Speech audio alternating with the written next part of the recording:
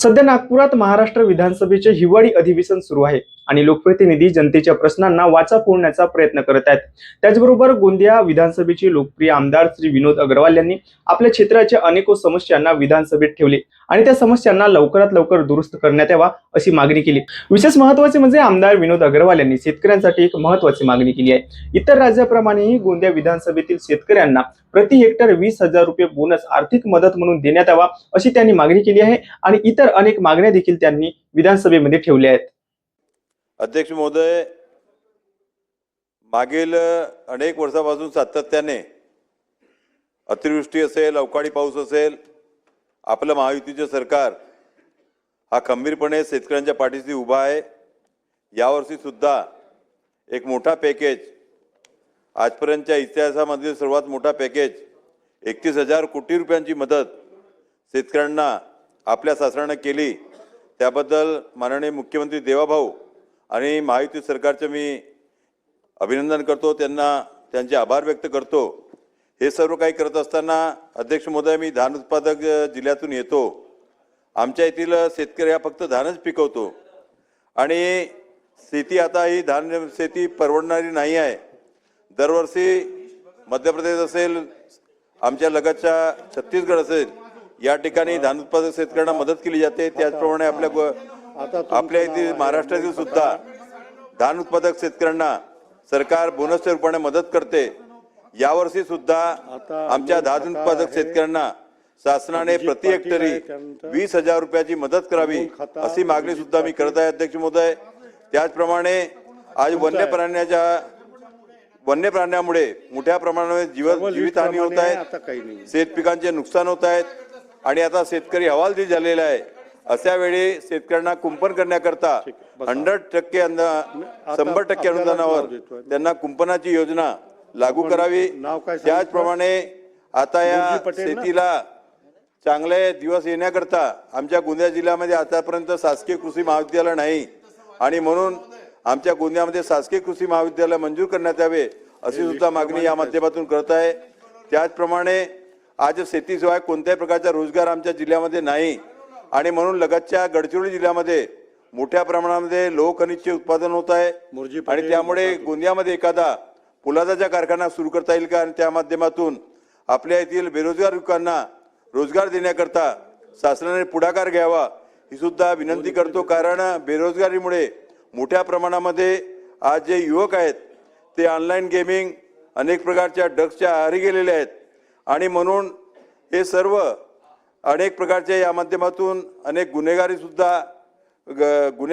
सुद्धा अनेक युवक वळले आहेत आणि हे सर्व सोडवण्याकरता आपण आपल्या गोंदिया जिल्ह्यामध्ये, आमचा शेवटचा जिल्हा आहे, नक्षलग्रस्त जिल्हा आहे, आदिवासी जिल्हा आहे, या ठिकाणी रोजगाराच्या संधी उपलब्ध करून द्याव्या ही सुद्धा मागणी या माध्यमातून करत आहे अध्यक्ष महोदय। त्याचप्रमाणे आता महसूल मंत्र्यांनी फार चांगली योजना आणली। आता तुकडीबंदी कायद्याच्या माध्यमातून सर्व लोकांना त्यांच्या जे तुकडे होते त्यांची रजिस्ट्री होणार आहेत, त्यांच्या नावावर येणार आहेत। त्याचप्रमाणे मोठ्या प्रमाणामध्ये आता आमच्या शहरी भागामध्ये किंवा ग्रामीण भागामध्ये अतिक्रमण असतील, झुडपी जंगलाचे अतिक्रमण असतील, आबादीचे अतिक्रमण असतील, नजुलची जागा असेल, या सर्व जागा त्यांना सर्वांना घरे या योजनेच्या मार्फत त्यांना नियमाकल करून त्यांच्या मालकी हक्क देण्यात यावा ही सुद्धा मी विनंती करतो अध्यक्ष महोदय।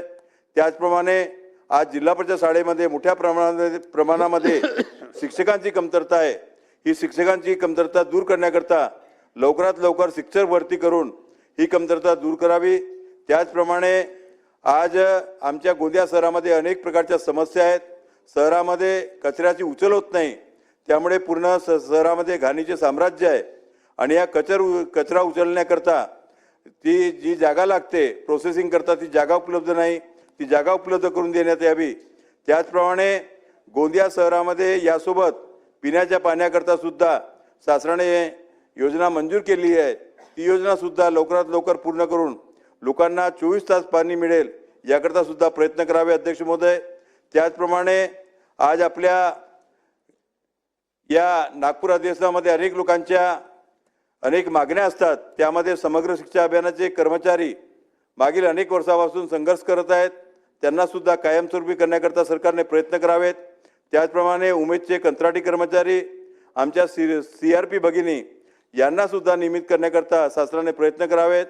जे ग्रामपंचायतचे संगणक प्रोग्रामर असतील किंवा घरकुलचे कर्मचारी असतील यांना सुद्धा न्याय देण्याकरता त्यांच्या ज्या मागण्या आहेत त्या मान्य करण्याकरता शासनाने प्रयत्न करावे एवढीच विनंती या निमित्ताने करतो। यासोबत जे आपले कोतवाल बंधू आहेत त्यांची अनेक दिवसापासून मागणी आहे, अतिमध्ये फक्त 2 मिनिटांमध्ये आपले जे कोतवाल बंधू आहेत त्यांची सुद्धा अनेक दिवसापासून मागणी आहे, त्यांना चतुर्थ श्रेणी लागू करण्याकरता सुद्धा शासनाने प्रयत्न करावे। त्याचप्रमाणे आमच्या इथं अंगणवाडी सेविका, आशा सेविका, मदतनीस या सर्वांच्या अनेक जे प्रश्न आहेत, मागण्या आहेत त्यासुद्धा शासनाने मान्य कराव्यात अशी विनंती सुद्धा मी तुमच्या माध्यमातून करतो। आणि आज आमच्या गोंदिया जिल्ह्यामध्ये आम्ही ओबीसी हॉस्टेल करता, आदिवासी हॉस्टेल करता, अनुसूचित जातीच्या विद्यार्थ्यांच्या हॉस्टेल करता जागा उपलब्ध करून दिलेली आहेत। या सर्वांकरता लवकरात लवकर हॉस्टेल बांधकाम करण्यात यावे आणि वसतिगृहाचे बांधकाम करण्यात यावे, जेणेकरून या सर्व विद्यार्थ्यांना न्याय देता येईल। त्याचप्रमाणे गोंदियामध्ये उच्च शिक्षणाकरता कोणत्याही प्रकारची सोय नाही आणि म्हणून आमच्या येथील विद्यार्थ्यांना पुणे, नागपूर, मुंबईला जावे लागते आणि म्हणून गोंदियामध्ये शासकीय इंजिनिअरिंग कॉलेज सुरू करण्यात यावी अशी सुद्धा विनंती तुमच्या माध्यमातून करतो। आणि त्याचप्रमाणे आज शहरी आवास योजना असेल किंवा ग्रामीण आवास योजना असेल या माध्यमातून मोठ्या प्रमाणामध्ये आमच्या विधानसभेतून लोकांनी मागणी केलेली आहे आणि म्हणून या गोंदिया शहराच्या आवास योजनेकरता कमीत कमी 10,000 लोकांना आणि ग्रामीण भागामध्ये 40,000 लोकांची जी मागणी आहे ती पूर्ण करण्यात यावी ही जी विनंती तुम्हाला या माध्यमातून करतो। अध्यक्ष महोदय, धन्यवाद।